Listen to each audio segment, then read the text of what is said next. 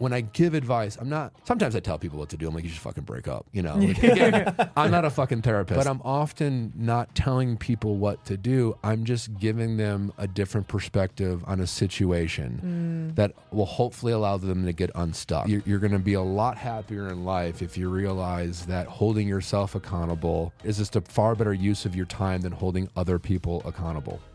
It just is. I constantly argue with my audience about the definition of gaslighting, and I constantly lose the argument. I think people are struggling with their dating life for a lot of reasons, but like one of which I think there's a perception of abundance. You know, like back in the day, you'd meet someone, you'd get excited about them, you would be like, let's try to date. Now it's just like, you know, we have a very disposable society, fast fashion, you know, fast food, and now we have like fast relationships. What do you think people don't know about reality TV that they should? Oldish, the show where age-old questions meet new-age answers.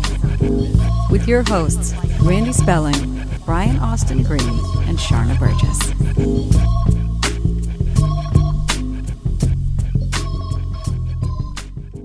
Nick Viall, welcome to Oldish. Thank you for having me. Dude, good to have you, man. Thank you so much for being here. Good to see you both. Yeah. Nice to meet you. Yeah, good to I meet you. love that I've known you for ages because you did Dancing with the Stars, but then you did Special Forces with Bri, so you ended up just knowing the both of us. Yeah. Well, I've known you a little bit longer than that. You well, guys yeah, came no, on on the so show. we podcast. came on your podcast Yeah. before that. I was And that was like where I met you the first 8 time. months So pregnant. then when I crashed your room at Special Forces before we went out and knocked on the door, we already knew each other. Yeah. Yeah. Remember I told right, you before right. that I cheated the system a little bit because they were like they didn't want anybody to leave their room and Yeah. You and really then- did know everybody. Well, so JoJo found out who was in what room because I guess they left A sheet out a somewhere. and sheet she in saw the it. gym with everybody's initials and their room number. So she immediately Classic started going field door to door. producer mistake. Yeah, It was yeah, part yeah. of his strategy. Yeah, totally. Right. It didn't take me very far. Yeah, it doesn't It took really, me 2 days. I know reality TV, they like to keep you in the dark, but I don't think there's really an advantage to knowing. Not To to not that, knowing? right? No. Speaking of reality TV, you started on Bachelorette, right? I did, yeah. And then moved to you did a couple of those, and then The Bachelor, And then a Bachelor. and then so you've had your fair share of reality TV. What do you think people don't know about reality TV that they should? What do they not know? It's hard to speak for everyone, but I think a lot of people get confused with a lot of people who are fans of reality TV like to discuss how authentic reality TV is or isn't. And I think a lot of I think you have to understand that emphasis on show, reality TV show, it is a show. Yeah. You know? Good point. So to make a show, I think you have to recognize that it requires cameras and to be mic'd and things like that. I guess maybe unlike, we did the Special Forces situation where like maybe nowadays you could be on a set that has just kind of cameras everywhere. Right. But a lot of the reality TV shows like The Bachelor or anything you see on Bravo, a housewife situation, you have like cameramen and audio people. And then the edit. And then know? the edit. So like, a scene, I think you have to understand the difference between staged and scripted, and I think most reality TV is staged. But staged also doesn't mean inauthentic. Staged is just creating Creating a situation. And then, that situation might not necessarily be a situation you would find yourself in. Like, for example, Special Forces is a reality TV show. It's a reality TV show about taking a bunch of like rejected celebrities or like, and putting them in a situation they might not normally find themselves, The Bachelor and things like that. So that's a very staged atmosphere. Yeah. But we had authentic conversations and real conversations, and they had no idea how we would react to being, put in these crazy situations or, on The Bachelor, they don't know how you're going to react to dating, the same person with someone you're also becoming friends with, et cetera, et cetera, et cetera. And so I think it's understanding the difference between stage and scripted would be a big thing. And then I also think, I mean, again, like also you also have to acknowledge that, like, you know, people will watch these shows because they're fans. So you're going to have to let them be fans. But absolutely, I always it's always fun when you hear producers are often brought up when discussing reality TV. Unlike any other field, like, you know, there's producers for scripted television, there's producers for movies, and I guess unless you hear someone being caught up in some sort of, like, you know, sexual misconduct and things like that, you don't really hear about producers all that often, when making, you know, unless it's the beginning or ending credits. But when you're discussing reality TV, producers are, you know, a hot topic, like how involved, what did they make you do, what did they not make you do? And I think it's a very different job. I think a lot of people a lot of fans, or honestly even some reality TV people who I think maybe don't know the full scope of how this, like, the sausage is made. You know, every reality TV star is different. Like someone who goes on The Bachelor and is there for 3 weeks, or for example, like an athlete who found themselves on Special Forces who like left the second day. They have a very different perception of how that show is made than the person who's, you know, a Vanderpump or a Bravo or a housewife who, like, showing up and working with the same producers and cast is a 10-year job. Right. And so their truth might be different than someone else's truth. One of the only things that drew me to Special Forces was the fact that it was shot much more like a documentary. Like, there wasn't any interaction. It never felt like a TV people. show. It was like you were there and you'd be doing these challenges and you'd hear the drones flying around. There'd be guys in your face sometimes with a camera, but nobody would be talking to you at all. Like, they were all told specifically, do not interact with anyone. Yeah, so, and that was really unique. But I guess what I was trying to say about producers too is this, like, I think fans and even some people on TV will talk about producers as if it's like three wizards in a tower. Like, concocting their master plan. And in reality, it's literally hundreds of people who, like, you know, it takes a village. Yeah. A lot of shows will have, as far as, you know, when I say hundreds of people, it could be like, you know, just all the people who work on a production set. And they might have 20 or 30 producers. And at the end of the day, it's just a job for these people. It's so different. You know, and like it's not so Machiavellian all the time. You know, a producer made me say this is something you often hear from a reality TV star, and that may or may not have some truth to it. But that thing that producer made them say, we were actually just talking about on the Viall Files today. Like, you know, one of a producer's job might be to, like, come up with a couple, like, funny one-liners that, like, you know, a reality TV star might, like, not think of, or they want to be fed because I can't think of anything funny, and so they'll feed them that line, be like, well, just say this, you know. They're not gun to your head, and then they might say it not thinking how it's going to be used, and maybe in the edit, maybe they're being set up, I don't know, or maybe that one field producer who doesn't really work in the editing department says one line and then it doesn't land.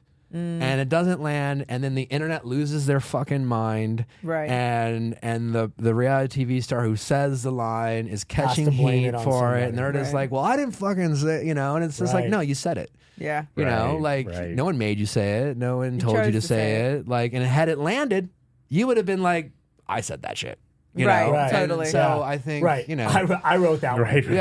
Yeah. I've never ever heard a reality TV star ever give someone else credit for when they look good. For when they look good. That's so true. When they don't, it's everyone else's fault.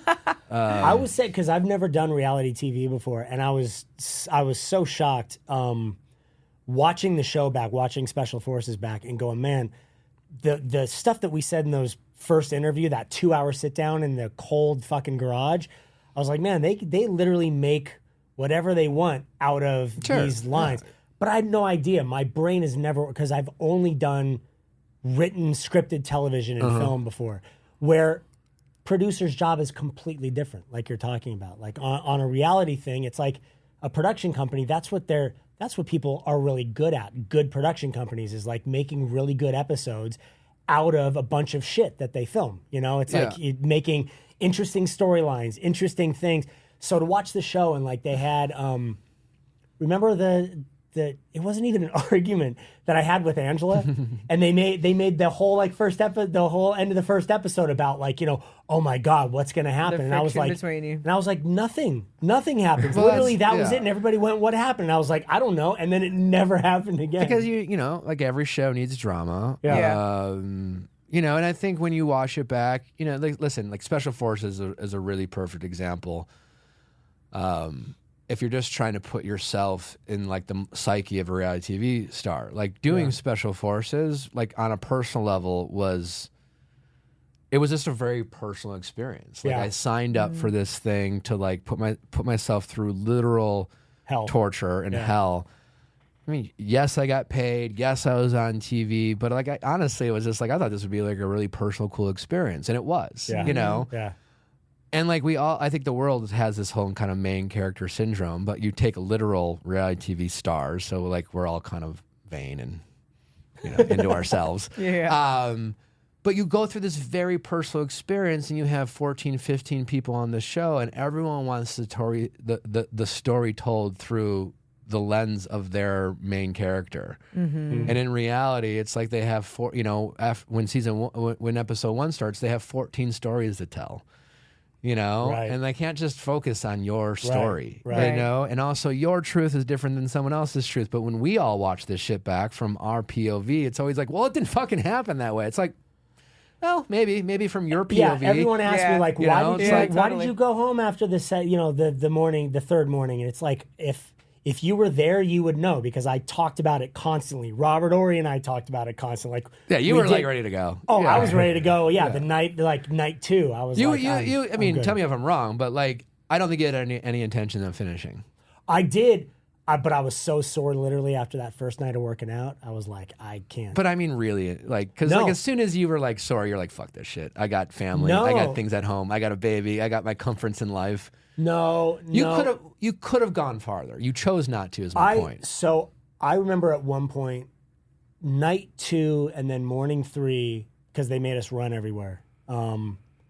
I couldn't even walk down the one step out of the No, I know. barracks to the ground. But I and also was know like, you could have gone farther. I totally could have gone farther. Yeah. And I thought about that afterwards. It's like, God, I But it was one of probably those should've things stuck where with like, it. and I actually saw it in myself, and I saw it in other people who, like, and it is fascinating because like, everyone has that like, once you consider going home, you're fucked. You're Yeah. fucked. Because then you get that Right, you get that right. ball rolling. And For sure. you know, like, and you start. I somehow powered through, but like once you, because what people do is they start coming up with a narrative that is not them quitting. It's Right. I either have to see my family or whatever, and like for me, it was like like when I was on the show, I literally had just found out Natalie was pregnant, so like. We went to our first doctor's appointment before I left for a show, but it was so early that like, they didn't see anything. Yeah. So they're like, yeah, I mean, yeah, Yeah, you're she's pregnant, but yeah. like, There's a beam there why don't you somewhere. come back in a couple of weeks? Yeah. You know? Right. And she had her first appointment when I wasn't there. And that was like on day 6 of filming. Did you know that she was going in for her appointment? that Yes. day? And the whole, like, and before I left, I was like, you know, hey, obviously, in case of emergency, here's the number you need to call. Right. But don't call unless it's an emergency. Right. Because otherwise I'm just going to freak out, and I really wanted to like do this thing. So like, don't call me just to chat, Right. you know, Yeah. because it's Yeah, going to yeah, just yeah. fuck with my psyche. Right. So I was like kind of telling myself I should be there for the appointment. And at the end of the day, I was just suffering and hurting, and I wanted to quit, but I kept telling myself I should be there. I Yeah. should be there. And I kind of got over that mental hurdle, but like it was fascinating to see everyone kind of come up with their reason. story. with their reason of Yeah. why they needed to leave, Yeah. but it wasn't them being like, this is too hard for me. Yeah, Right, that's such a right. good observation. I love that. That makes Yeah. sense. Yeah, I like that was probably the first real time in my life where I felt like, okay, I feel 50. Like I am not yeah. I am not that first night, that workout fucked carrying you, the rock yeah. so fucked me, and my body, like Nick, Jojo, everybody, like a couple hours later, they were like, yeah, I'm kind of sore, but I'm okay. When I got home, I couldn't sleep for 3 nights. I was in pain. No, I believe that. Yeah, no, Like, I was. it was the night I was heavy. done. I was because you get literally tortured. Yeah. Yeah. My body, my bed was soaked. My body, because it's kind of going through all the stresses of like recovery. Yeah, It was a wild experience. Oh, I remember getting back to the hotel and going to the little restaurant with Robert Ory and everybody else that had dropped out. It was like the greatest meal ever. Oh my God, no, that was already gone. Oh, but she was still at the hotel, so it was like we all met up. And again, the worst part for me was like the diet they fed you, and like again, I wasn't getting the calories, and so every time we'd go on a mission, we drove through town. We would drive through these restaurants. I've never wanted McDonald's so bad in my life. And I fucking hate McDonald's. But it was just like, it was torture seeing people in civilization. Fucking living great lives. Yeah, going to the coffee shop. That was painful. Oh my God. So now, okay, how, because I don't even know the whole story. How did you even get involved in reality TV? I kind of want to go back in the story a little bit because I want the origin story of you. From getting into reality TV to getting into the podcasting to like how, tell me the evolution of that. Why did you do that first season of The Bachelorette? My friend's wife signed me up as a gag because I was making fun of The Bachelor that she was watching. And it was at a time in my life that, I was living in Milwaukee. I had recently just broke up with my then girlfriend at the time. All my other friends were either married or getting engaged. And I was like the single friend amongst the group. And I guess, by their standards, an eligible bachelor, so it made sense for her to sign me up. And several months later, I got a call, and at that point, I had moved to Chicago. Were you like, you could go fuck yourself? Like, no, I'm not showing up for this? Or were you like, no, you were game right away? I mean, when I got the call, I was certainly like, I remember where I was. I was in San Francisco at a work trip, and I was with some buddies, and I was like, oh, guys, I just got this random call from ABC The Bachelor asking me to go on The Bachelor. And I had vaguely remembered my friend telling me she was like jokingly going to sign me up, but I was like, ha ha ha, whatever. Yeah. And I mean, this was almost like several months, at least more than several months later. And at that point, I'd never been to LA. I hadn't traveled much. I was working in Chicago. And so I was like, my thought was, there's no way I'm going to do this. I had just got promoted from my job, a job I loved and like appreciated, and like, at that point, the job I had was for the first time in my career, and I had at that point been like working in corporate America for, 8 or 9 years.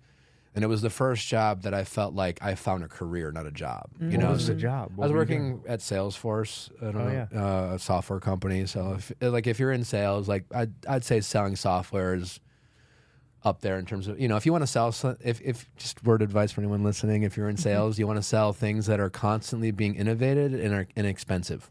Right. Yep. Because you have you can make money. Anyways, and so my thought was, I'm never gonna quit this job. I'm not gonna I'm not gonna do that. But I was certainly intrigued by the process. I had never been to LA.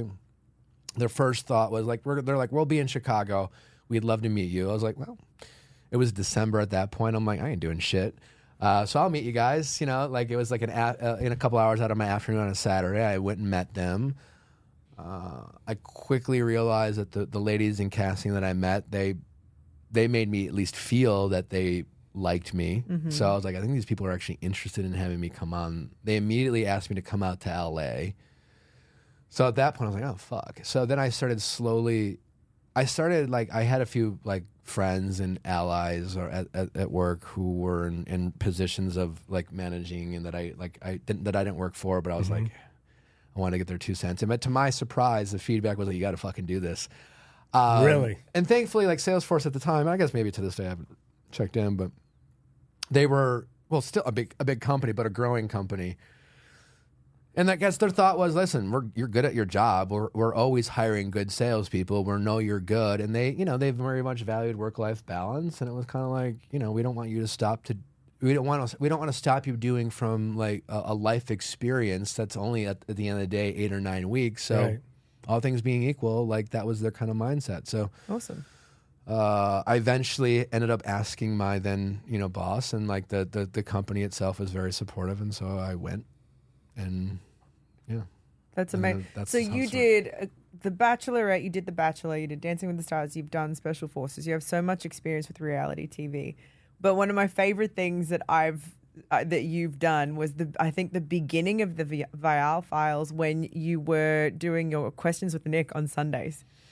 Yeah, I need to start doing that again. Was that when it started, right? That's kind of how my podcast started. I always wanted to do a podcast. I started my podcast in January of 19. I felt like, at least then, I know some people think I'm an early adopter, but like some of the OGs out there have been, podcasts really started in like 2017, even before that. Right. But like there was a wave of podcasting that got popular, and I had some friends, former Bachelor contestants who had a show, and so like, I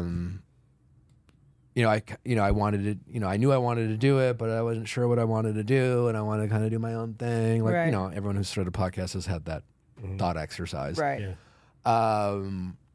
and I knew I was good at giving relationship advice. And I knew that would surprise most people. How did you What know it that? was- Wait, but good? what it was, like though- good or like you had a funny way of doing It's it? that you were so Yeah, unique. I had my own spin, but I knew I Yeah. had a way of giving relationship advice that resonated with people. Either was thought-provoking, it was certainly direct and honest. How did you Very know that? direct. How did and you know funny. that? Yeah, Right. how was it by giving advice to friends? Yeah, or, I was always the friend who gave advice to people. I had plenty of my own relationship struggles. So like I've always been comfortable talking about relationships and dating. I've always been interested in that topic.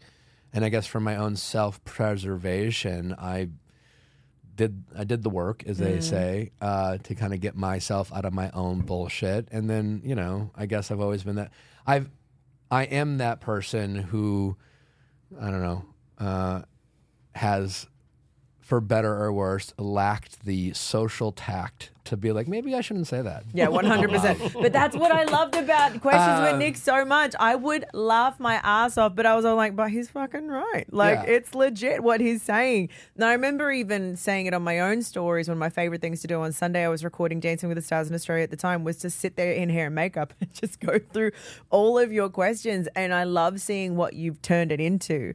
But my question now is that now you're a husband and you're a dad. And you've had so much experience in giving this advice now. How has your outlook on giving advice and the things you say? Like, do you see widows and divorced women differently? Do you see mothers with children differently when you give them dating advice now? Has your perspective shifted at all? Yes and no. I think the short answer is obviously yes. Right. I'm always learning. I'm always observing the world. The world changes. I think as a society, our viewpoints change. I mean, we I think a common joke that people talk about now is like, you couldn't make that on TV today, type Right, of thing. totally. Yeah. So as a society, I think we're kind of educating ourselves what's okay to say, what's not okay to say, yada yada. And so I think I'm part of that. So I'm always like adjusting and learning. And like when I started Questions with Nick, whenever that was in 2019, I think, the term like gaslighting wasn't even a thing. Oh, was it not? I'm sure it existed. Well, I it mean, did, the but the term Playbill for it. gaslight probably existed, but I don't think it was what it is today, where Right. we now have taken that word and we have stripped it down, diluted it, watered it down, and now gaslighting is having a disagreement with a partner. But yeah, that's so true. And feeling and now we've called that gaslighting, and I guess I only bring that up in the sense that, like, so obviously, my advice has changed, it has altered, shift. I have learned, yada yada, but it hasn't changed in the sense that, like, I think what I've always had a knack for, listen, you can't listen to an episode of Ask Nick, which is essentially the podcast version of Questions with Nick. Just flipped it on its head. You can't listen to an episode of Ask Nick where I'm like, here's some advice, and I have people asking me real questions that have real problems, and they're asking for earnest advice, and I'm glad that I've seemed to be bringing value to these people's lives. And I sometimes get therapists who call in and ask my advice, and that feels good too. But you can't listen to an episode where, like, I don't know, ask a therapist. I'm not a fucking expert. I'm just telling you what I think. Right. Because that's kind of my secret sauce. I don't Yeah. try to pretend to know something I don't know. I Right. don't diagnose people, and but I can learn and I can share my opinion as someone who's like made his own mistake. But like, I guess this is all to say, like, what I specialize in is, like, I'm someone who, in my dating life, had a hard time getting unstuck when I felt stuck. And I think a lot of people, when it comes to like relationship problems, feel stuck in either like the relationship they're in or getting over someone. I had a hard time getting over relationships. I had a lot of like self-limiting beliefs when it comes to letting my ego lead my thoughts and things like that. And just, so I've gotten really good at altering my perspective on things. And I think I when I was going through my bullshit when I was younger, I was actually thinking about this recently in terms of like what, like if I had to summarize, you know, what's really helped me or what I've learned or what is kind of like the core principles of the advice I give, is that you have the power to control your thoughts. And that your energy is a tangible limit, your energy is a tangible thing that is not limitless. We talk about our thoughts and energy, and we treat them as if they are limitless. We treat them as if that we can think all day in our head, and there is no, there's no limit to how much we can think because we can feel that. But like that is energy, and it takes energy to think about anything, and it takes energy even to be in your head, and your energy is literally limited. Your energy is equated to your time. Your time is literally the energy in your day. And this is like, especially like counterintuitive to how like the world operates today. But like, you're going to be a lot happier in life if you realize that holding yourself accountable, or is just a far better use of your time than holding other people accountable. It just is. Like, I know at times we can get infuriated with people, and we feel like that's not fair. We want to hold these people accountable. And there is a time and a place to hold people accountable. But if you're just talking straight, like thinking about your happiness and your peace of mind and your peace, if you just focus on the things that you can control and hold yourself accountable, that is just a more efficient use of your energy. Yeah. I'm not here to tell you. Cool I'm not here to tell you whether you should or shouldn't like call someone out. I'm just speaking to its efficiency.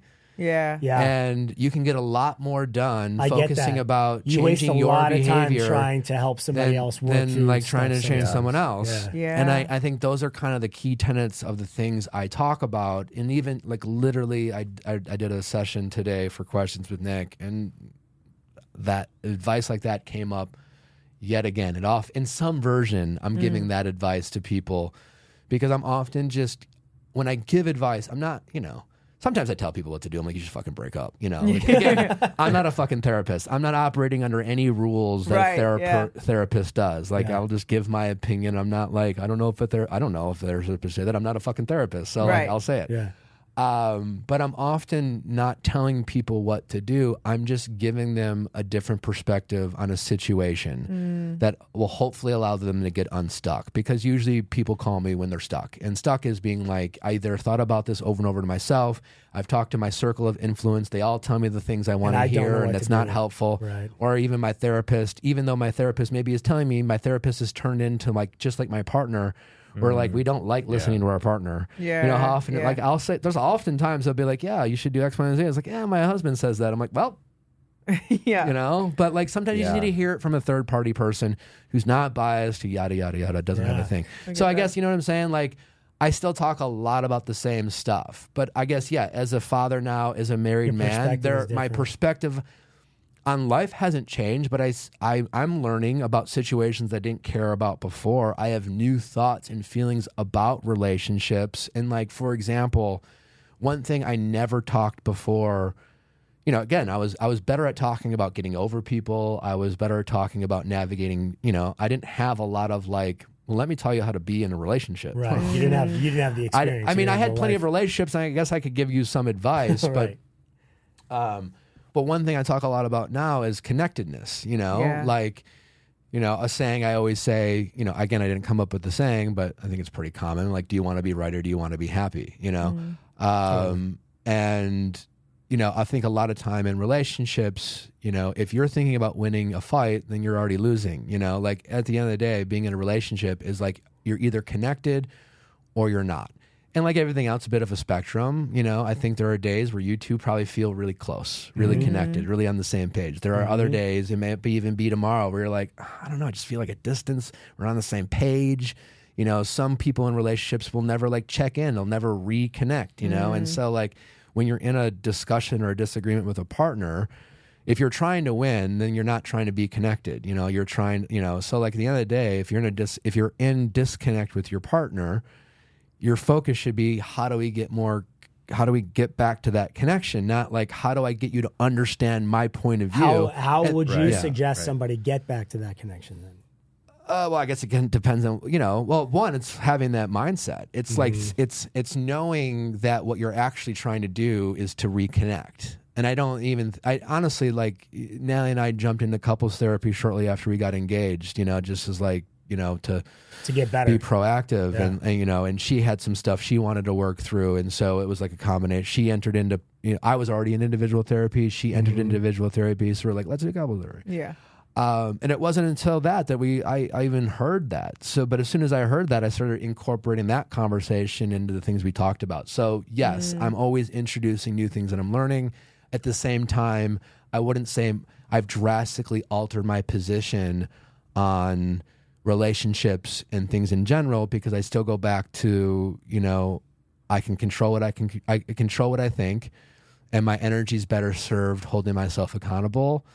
And I still kind of follow those kind of key principles into the advice I give. And you seem to you give advice on what it is you know. So now I'm assuming you can just give more advice on things because you are experiencing more broader perspective. Yeah, you're on experiencing things, having a child, new being in a experience. good relationship that has been around. Okay, for a so while, you can give advice on all these things, right? But sometimes you can give amazing advice to other people and in the world, but it's still hard to implement into your own life. So what is in your household? I'm not biased with, like, you know, if I don't know you, you know, and like, I mean, I know you guys, but if you guys were to come to me like we're having a fight, I mean, I guess I want you guys to get along, but I'm not invested in the outcome. Right. I don't care. Yeah. So when I give you advice, there's no bias. There's no winning or losing. There's no need to feel heard. So that's why everyone's good at giving advice, but they're willing to take it, because as soon as I, like, you know, if I'm in a fight with Natalie or if I'm in a fight with Brian, I'm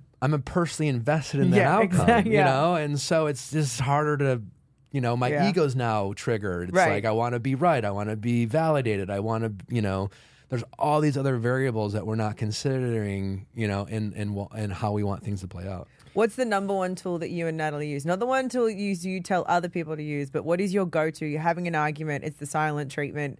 You know, you're passing each other in a hall, bumping shoulders, and nothing's being said. If you get there, we don't necessarily, but like if you get there, what's your number one thing? Do you turn around and go, you want to be right or you want to be happy and break that wall, or do you I would definitely ice never out? say that to her. Well, because that would be coming. I never want to sound. I mean, I'm joking when I mean, sound like a therapist. I don't want to sound like, she's my equal. She's not. Right. She's not someone who's calling into the show. Right. Yeah, exactly. Well, we use that language. We're like, I'm not, you know, one of us might say, I'm just not feeling as connected to you today. Yeah, so we use to that too. either of us, it's like just like a raising the hand of like, hey, you know, Right. Okay, let's check I want to in. Let's have you this know, so that's conversation. saying I don't feel as connecting is like, it's also saying I want to I want to connect. I want to connect. Right. Yeah. If we're in a fight, we learn through our therapist that, you know, she's really big in like child psychology, and which is always funny because it's like, I swear to God, like before I started talking to Darlene and I started talking to my therapist in like the beginning of the pandemic, and it was kind of like, I'm always advocating for therapy and I'm like stuck at home, so fuck it, like Yeah. let's try therapy, you know. But she's really into the whole like child psychology and things like that. And then all of a sudden, it's like everyone talks about childhood trauma. All of a sudden, it's like, wait, I never, like 2 years ago, another example of like, I never referenced this, you know, no one ever talked about it, but now everyone's talking about it. Right, totally. And there's a lot of validity to it. But anyways, Darlene, my therapist, informed me that when a couple if you're arguing for more than like 5 minutes with your partner and you just stop. Yeah. Someone needs to say, hey, listen, we're disconnected. Let's take a time out. Because at that moment, you guys are just in your subconscious brain. Your child is coming forward and you're arguing from a place of your child, your 6-year-old you is arguing with your wife. It's childhood wounding and patterning. And it's like something like that. So so there have been times where it's usually Natalie, because I'm the person who wants to just keep like talking it pounding through. away And she's at always it. like, I'm taking a break. And I'm like, fuck, Someone's got to say it. But I've it does been in a work. relationship before where it's like I would get to that point and I go, I just need to go take a walk. Yeah. And it was like, no, you can't take a walk. And then I felt trapped. And then it was like, I'm just more mad at Yeah. him. I think I the just best- wanted to like yell and win something so I could Yeah. get out But of the that room. one, like you're right, that relationship you're speaking of, the arguments would go on and on about the minutia of Oh, things. yeah. Now it's Oh not my even the God, original hours. arguments. Hours. Now the it's like arguments the start with shitty something things about like words being said. something valid, and then all of a sudden it just becomes Well, no, because you just stop about winning. listening. You're waiting to respond. You're not listening. Yeah, You're totally. No, you're bulldozing just trying each to win. other. You're just Yeah. like, I'll never forget a fight I had with my first girlfriend, and I'll just like, I don't know what it was about or whatever. It doesn't matter. But we were arguing on the phone. I remember offering a solution, of which was immediately shut down. Fast forward to like an hour later, and she was like, if you would have just said verbatim what I had repeated earlier in the conversation, and I was like, I'm gonna lose my fucking mind. And like, You're like, I but fucking that's said what we that. do. Like we're not listening when we're fighting. 'Cause Right. We're trying to. There's we're trying to so win. many in relationships. You're right. I think your therapist said this, right? Is our childhood wounded selves come to the table. If it's more than 5 minutes, if you're reacting in a way that is more cyclical, then it comes from a childhood space. Is there something from your childhood that you notice shows up in relationship? I don't. And I say that as someone, I just recognize that I had a great childhood. You know, I really did. I'm But it sure doesn't there was. mean- No, I'm not saying there isn't, but I'm just saying I don't have this like. For example, Natalie, like it's her. Like Natalie's gone through some shit, and she's been through, starting with like her dad, just kind of like, I mean, she has a relationship with her dad, but like doesn't, and like he disappeared at 4 and kind of did his own thing, and that it all there's some she has some very like very specific things she can speak to. I could sit there and we could like try to figure it out together, I guess is what I'm saying. And I don't doubt that I have my childhood traumas as everyone does, but I don't have like this, that I'm always referring to, but I'm sure I do. There's just nothing that like I can really pinpoint as like, that was the moment that I got fucked up. Right. I think there's childhood trauma where there's things that are traumatic that are replaying out, but then there's just things that are patterns. Like, are you one of Like 11? programming. Yeah. 11 Yeah, I kids. have 10 Oh wait, I siblings. didn't know that about you. You're one of How did 11. you not know that? You knew that. You forgot. I forgot. Let's be actually real. I knew forgot. that. But we had talked about it, I think, in New Zealand. Right, It so somehow it, came it, up. it could even be God bless the- your mother. right? Like the role that you played in the family, and you're the one who kind of plays that role in your life now. Yeah, sure. I mean, I'm the oldest boy. I have an older sister. I always joke that I'm an only child with 10 siblings. I was just like really independent. I was surrounded by sisters. This is all to say, like, I got plenty of attention. I wasn't without. I don't have any of those like childhood wounds of like being lost in the shuffle, of which I'm sure some of my siblings have. Right. I had a pretty fortunate childhood. But again, that's not to say like, my mom had some health concerns when I was like 2 or 3 that I don't even remember, but I've been told about. And maybe that is some trauma that I have of being disconnected with my mom at an age where it was like, you know what I'm saying? Like she was in and out of like the hospital, and I have like very vague memories of it. So like maybe there's some trauma there that I don't even really fully know about. Right. But I guess what I'm saying is like I recognize the concept. I recognize that I have them. I'm not trying to be like I have no problems. I had a perfect childhood. I'm just like there's nothing pivotal in my memory as opposed to other people who, whether it's like a disconnect from a parent, abuse, things like that, that a lot of people suffer from and don't address. Yeah, some people's are much more active. Yeah. And I think, trauma has become trendy. That's going to ruffle a lot of feathers, but I think it's. I think that's fair to say, though. it's using the word trauma. I feel like it's become a bit of an excuse. Again, like you said, not to ruffle feathers, but it's an excuse. I think that. No, I mean, there's there's a real real- social clout. Yeah. Yeah, right. exactly. You know, it Exactly. has, and unfortunately, it has, which is dangerous because there are real that have real stuff going on. If you listen to my podcast, and as anyone who's listening to my podcast is tuning into this podcast and me bring up the word gaslighting, I constantly argue with my audience about the definition of gaslighting, and I constantly lose the argument because I'm losing the argument because I'm arguing that like the internet has changed the definition, and the fact is that truly the gaslighting is real abuse, and it's terrible. And when someone is truly gaslit, it's a psychological abuse of It's manipulation. been watered down now. Now it's Right just now, like it's just like, I didn't say that is not gaslighting. right, Have you ever been in a fight with a partner? right, Have Oh, you yeah. ever not felt crazy? Right. Arguing with your partner? right, Yeah. And yet people think that if you feel crazy in an argument, That's you must right. be being gaslit. No, Right. maybe you're just like not on the same page. You're disconnected. You're not listening. You want to be right. Your ego's taking over. That doesn't mean you're being gaslit or that you're gaslighting. And the fact is, there are some people who truly are.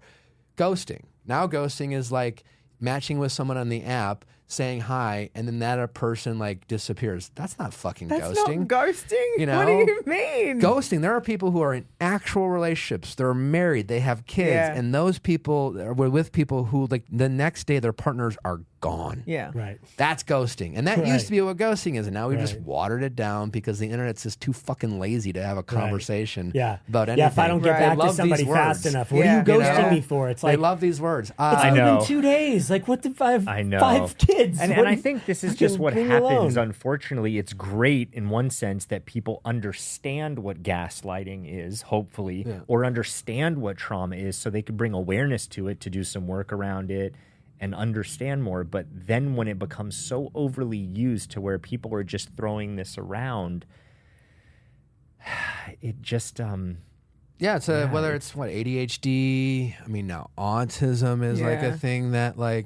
it's like, and it's always a balance, right? On one end, we're bringing more awareness and nuance to something that was overlooked. Like, for example, autism. Like, we've understood as a society that like being autistic can mean a lot of different things. Back in the day, it was like, have you seen Rain Man? Right. Yeah. Right. And if Right. you know, it's like that's being autistic. Well, that's sure that is, but That's like one there's form, other right. things. Yeah. There's a spectrum, right? broader spectrum. Yeah. But of course, now we've had people who have taken advantage of that and self-diagnosed and Right. or been They have one diagnosed by trait of someone who's it. not in a position to diagnose, or they've gone to a website that you can take a test or two and diagnose themselves. And like there's in some circles there's a level of protection to be able to identify as something Yeah. that Everyone is wants to seen as a identify as something. marginalized group, and Yeah. which is a shame because there are a lot of people who do rightfully fall under those categories who do need the protections that those groups need, and it's unfortunately all good things are weaponized. Right. Know, Absolutely. Right. so What an interesting conversation about everyone needing to find an identity in something. Like why are we in this space of everyone needing to identify with either autism or I've been diagnosed with ADHD or I was gaslit bipolar or my like ex was a yeah. narcissist. That's another one. Everyone's Oh, ex is a narcissist. Everyone's narcissist. Like narcissistic, everyone's a yeah. narcissist now. There have been Yeah. true narcissists. now It's people have horrendous. replaced selfish with narcissist. Yeah, It's like, right. Okay, well, And I so, think but why this need for so many hardcore labels and to put everything in this tight little box? I think it's a laziness for one. I think we've lost social media in general has made us worse communicators. We've become lazy. We are afraid to have nuanced conversation. I think the internet has created an epidemic of main character syndrome. I think we all feel like, listen, like on some levels, it makes sense. I mean, like if you're thinking about the meaning of life in your consciousness, like at the end of the day, we're just like we're going through this world in our own movie, And at the end of the day, like we always want to be seen and validated and heard. And there's all these conversations about validating people and making people feel heard, which is important, yes. But social media being what it is, now everyone just thinks they're entitled to their truth, and like It's like, yeah, it's just, it's like breaking up with people. Now it's become almost illegal to break up with someone and hurt their feelings because chances are that other person's going to think you're some self-centered narcissist who like. And tell the world that. And you breadcrumb them and you led them on. And it's just like, we forgot that feelings change. And sometimes when you leave a relationship, people will be hurt and it will be sad. And that doesn't mean there needs to be a bad guy. And it doesn't mean, there does, it's just like, fuck, we could have a whole thesis on like our movies now are just, it's a superhero. It's villain versus, and like that's our mentality. It's good or bad, and listen, I come from the reality TV space. It's like, it's whose team are you on? Are you team Ariana or are you team Tom Sandoval? Yeah. It's just like, it's just like, we all like to pick teams. We assign hero and villain. And so it's like a combination of just our mindset, but I think it's just the main character syndrome of it all. Everyone wants to be one. Can we go back to connectedness for a second? Because I think there's something really interesting there. You talked about connectedness in a relationship, and that's something that is important to you. Do you find connection outside of a relationship in some way? Like, what gets you feeling connected? I guess, do you mean romantic relationships? I mean, connectedness can be connectedness in all relationships, whether it's like a spiritual connection or it's nature, that's what I mean. Like, what exercise, am I connecting to? Connecting to yourself. Sure. But yeah, I mean, I guess, that would be like a meditation thing, right? Like, do you meditate? No, I should. I think about meditating all the time. Right. I'm really good at that part of it. But I definitely see the value in it. I'd very much like to get into it. I do have a hard time staying and being present, which is something I work on. So to that end, I probably am not connected with myself as much as I could be. Yeah. Yeah. Do you think presence and connectedness, it's like in real life situations, other than obviously you have it in your marriage and with your baby, but because so much of your life, our lives are spent social media on a phone, and this is the way of having connectedness, that it's made it more difficult to find that connectedness outside of the digital world? Oh, for sure. Yeah. Again, I think we just become, we have access, we have abundance of access to everything through our phones. Right. And then we also have the perception of abundance. And I say that specifically when it comes to like dating. I think people are struggling with their dating life for a lot of reasons, but like one of which I think there's a perception of abundance. Like back in the day, you'd meet someone, you'd get excited about them, you would be like, let's try to date. Now it's just like we know that we can connect to anyone at any time through any app, and it's not that unreasonable for anyone. You don't have to be famous or have money to be like, I want to meet a guy from Paris. I want to fall in love with a Frenchman. Right. Great. Get on the apps. Like, Right. Right. You hard to have do. access to that now. You have There's more access to do it, access. Yeah. And so anytime you meet someone, immediately you're wondering if that one person is better than everyone else you could meet. It's such a daunting thought, right? That makes it so hard. Yeah, but that's why we're, and so now everyone's just like non-committal, afraid to get in a relationship because the opportunity to meet someone tomorrow is limitless. Wait, how did you meet Natalie? I was Because just gonna I ask don't that know same this. question. Was it an She app? slid into my DMs. She did Did slide she? into your DMs. I love that. It's so badass. I mean, that's how so many people meet today. Yeah. But it's also so how many people. And I'm get- like, I'm pro dating app and I'm pro meet anyone Of how course. you can meet, you Yeah. know, but like, especially when it comes to dating apps or even social media, you have to self-police, Yes. because, you have to recognize that like on a dating app, if you want to, you could be talking to 50 different people or no one, you can literally DM an unlimited amount of people and you can connect online. And again, like, we have a very disposable society, fast fashion, fast food. And now we have like fast relationships, like our attention spans are going down in all aspects. So like we want everything shorter and more digestible. And we treat people like that as well. We treat our relationships like that, and so people are just less interested in having those deeper conversations and things like that. And then we're also like, nowadays, we don't prioritize character at all. We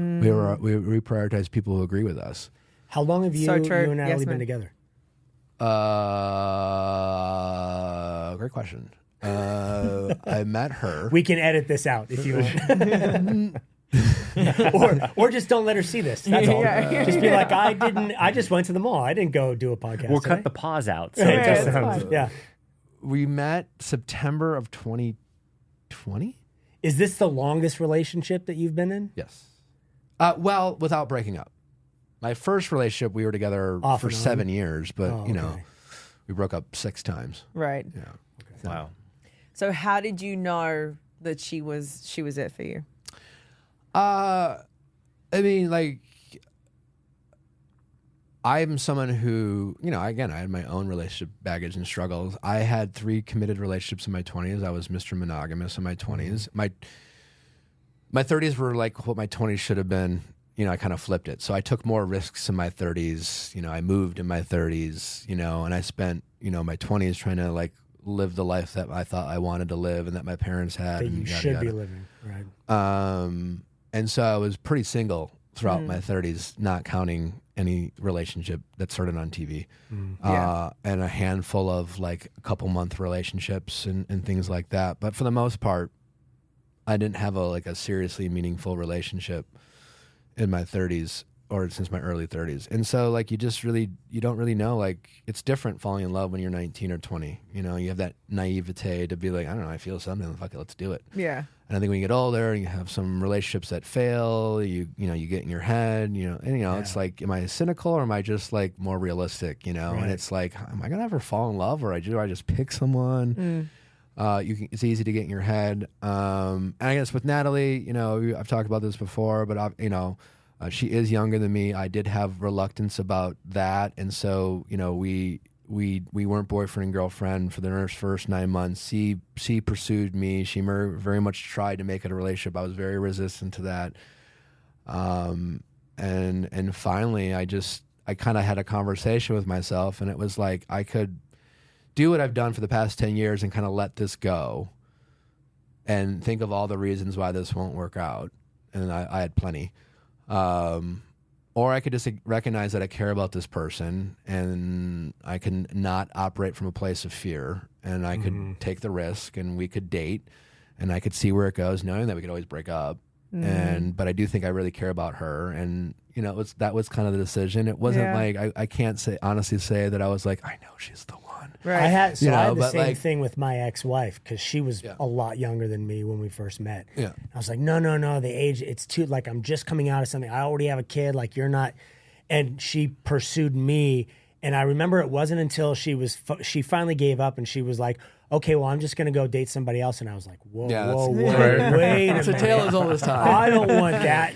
And that's when I realized, like, okay, I should. Yeah, now I was I'm just like, into fuck this. this. And I was just I like, should well, just I'm give gonna- this I'm a gonna shot. lose- Like, I'm gonna, apparently I'm going to lose this. And Yeah. this is really special to Right. me. And so like, I Yeah. knew I really cared about her. And like, I think through that process, it made me realize how much I cared about her and just how meaningful the relationship was. And Yeah. Yeah. One of the lessons too that I learned in dating was just like, because I would go through relationships and you start building up this this arsenal of these red flags, these things that you went through. So you start like, you know, applying them to everything. Like, okay, I'm going to look out for this. I'm going to make sure this doesn't happen. And you get to the point where it's like you're not giving anybody a chance of possibly fucking making it with you because you have so many red flags. Yeah. And then when I look back on the relationships that I had, honestly, one of the best ones I had was one of the first ones that I had, because I went into it just completely open to like, I just love you and love spending time with you. And so let's just do this. Yeah, I mean, there's something you said about ignorance But being it's hard. bliss. Yeah, but that's hard to do. It's so hard to do when you've been hurt and you've dealt with a lot of crap, to jump into something and go, okay, I'm opening myself up to get hurt again. Right. But I'm going to try it anyway. Yeah. It's fucking scary. Yeah. It is, but like, what's you know? Right. What else What is the choice do point? you have? Do Yeah. you want a good relationship, or do you just want to jump from relationship to I was relationship? terrible at I was a serial monogamist. I was terrible at relationships, but I was in lots of long-term ones or Sure. lots of things. I made terrible choices until I was in my 30s, and that's when I started to do the work and to understand I'm the common denominator. Like I'm definitely making the choices here. Or I found that I was even creating the situation. Like if I wasn't getting the chaos that I was used to, I'd create the chaos. It was a whole thing. Yeah, I refer that as toxic stimulation. Is that what? Yeah. I would turn a guy into it if he wasn't already at childhood trauma. But then I did all the work and I met Brian. What I realized was it wasn't necessarily a slow burn. I knew I was attracted to him. I just knew there was something different about it, and that it was so fucking easy. It was always easy. Nothing was ever difficult. It felt comfortable. It felt like I'd known him forever, and it's still easy for years Easy later. just because we were both finally in that place in life where it was like neither one of us were about the bullshit. We're like, Yeah, okay, sometimes as it's soon as things aren't working, we sit down and we talk and we go, hey, let's talk this out because this doesn't. we don't this fight. Doesn't feel We discuss. Right. Yeah. Sometimes it's a little warm in Yeah. temperature. Oh yeah, but for it's sure. just- Yeah, we discuss. Yeah, You're only human. yeah. Speaking Yeah. of discuss, that is the end of our episode here for everyone that's listening. But if you want to continue the show, you can hang out with us after the show. That's going to be over on Patreon. And so you can head over to oldishpodcast.com. You can check out all the tiers that we have and all the different ways that you can watch, see our bonus footage. We're going to hang out with Nick a little bit longer. We're going to play some games. We're going to ask more questions. We're going to have some fun. And hopefully we'll see you guys there. So thanks everyone for listening. Thank you. Bye. Thank you. Bye. Hey, if you're going through something right now, if you need additional support, then please reach out to me at randyspelling.com/help or go to my Instagram at randyspelling. Thanks.